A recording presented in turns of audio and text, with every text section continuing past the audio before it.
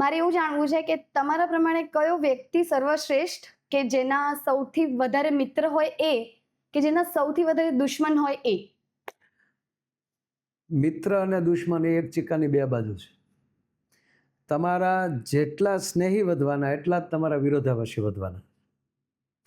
દાખલા તરીકે કે તમને હું તમારા ઘરે કદાચ આવું તો તમારા ગામમાં અથવા તમારા પાડોશમાં તમને કોણ નથી સ્વીકારતું એ મને ખબર નથી, પણ હું તમારા ઘરે આવું એટલે તમારા વિરોધી જેટલા છે એ મારા વિરોધી ઓટોમેટિક થઈ ગયા. શું કામ? કારણ કે એને એવું જ થાય કે આ બધા સરખા છે. જેની દરેકની એટલે જેટલા મિત્ર બનાવશો એટલા જ વિરોધાભાસી વધશે જ.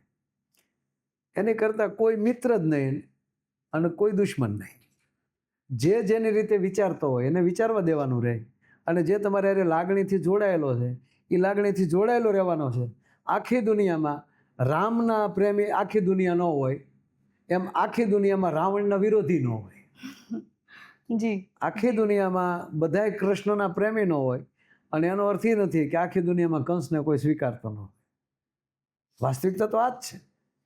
તો ભગવાન જેવા ભગવાનને પણ એનો સામનો કરવો પડે તો રાવણની બુદ્ધિ ન સુધરી જાય, કંસની બુદ્ધિ ન સુધરી જાય. ના, ઈશ્વર કોઈને સુધારતો નથી, ઈશ્વર સ્વીકારે છે.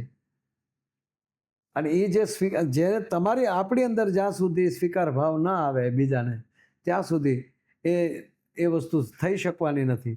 એટલે કોણ દુશ્મન અને કોણ મિત્ર એ તમને આખી દુનિયામાં ખબર, આખી જિંદગીમાં ખબર નહીં પડે કે તમારો મિત્ર કોણ હતો અને તમારો દુશ્મન કોણ હતો.